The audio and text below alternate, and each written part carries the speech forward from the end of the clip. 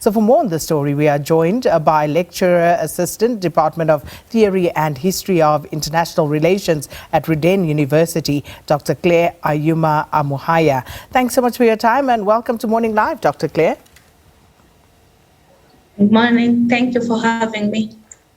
So yesterday it was all about the counting, and the last we checked we were told it is a tight race, neck and neck. Has there been any further developments? Is there a sway in either favor at this point? No, nothing much has changed. It's still neck to neck. The two leading presidential candidates, that's William Ruto and Raila Odinga. So there's no clear winner yet. The tally is being done by different, for example, media houses. So they have different, some have William Ruto on the lead, some have Raila on the lead. So there's no clear winner yet. We are still waiting. So while we await the outcome and, of course, the processes that will unfold subsequent to that until the official declaration, what can you tell us in the meantime about the two candidates? Both, of course, not new to Kenyan politics, but for those of us who may be less au fait with their resumes, who are they? Let's start with the ex-Prime Minister Raila Odinga. Well, Raila Odinga has been in politics for quite a while. I think it's been up and down for him. He started, I think the first time he was elected in parliament was in 1992, member of parliament. But prior to that, from 1980s, he was always on the political scene. When we had the attempted coup and he was incarcerated. So he's been in Kenyan politics for quite a while.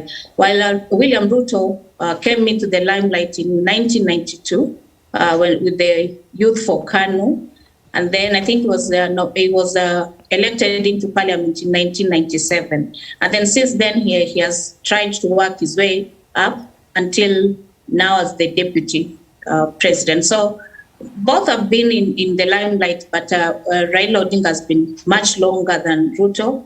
And then Ruto is perceived, he always brings himself out as someone who is resonates with the people maybe who he says a son of a noble, while Odinga maybe because of his background of having a political family.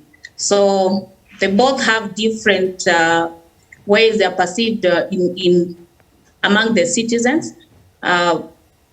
But one has been long in politics than the other one. So, Dr. Claire, interestingly, the outgoing President Uhuru Kenyatta has publicly backed his longtime former rival, Raila Odinga, who ran for the presidency 4 times before, and this against, of course, Mr. Ruto. Why should we be reading anything into this for starters? You know, is there anything to be read, anything that we perhaps do not know as to why the president would go against William Ruto, who's his deputy? Well, all this started, thinking after the 2017 elections, which we know was highly contested, which even led to the second elections again. But then after that, the current president and the prime minister decided to have what is famously known as the handshake. And I think that when that was done, most likely William Ruto was not put into the picture. So since then, it's been a contest, even though he's been in government, but he's also been like not outside the government. So since 2018, when that handshake was done between the two, it's when we could say the separation between the Jubilee started, and now we see which led to the formation of currently now the deputy president has his UDA party, and which formed a coalition with several parties, which led to Kenya Kwanza. And then we have the former Prime Minister Raila Odinga, who was formerly of ODM. And then now the several parties have formed a coalition, which now has the Azimio. So, and then the president who was for Jubilee, his party now is under Azimio. So the main thing between the two is that it's been a long process from the 2018 up to now when he backed him for the elections, which it was not really a surprise because it took several years. It's been around 4 years. So I think William Ruto was prepared. He knew he was not going to have a backing of the current president.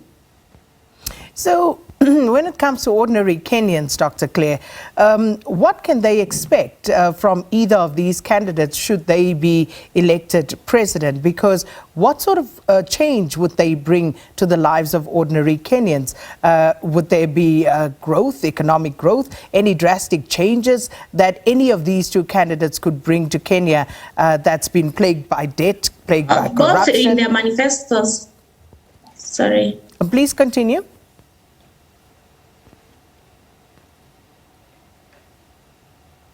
You may continue, Dr. Claire.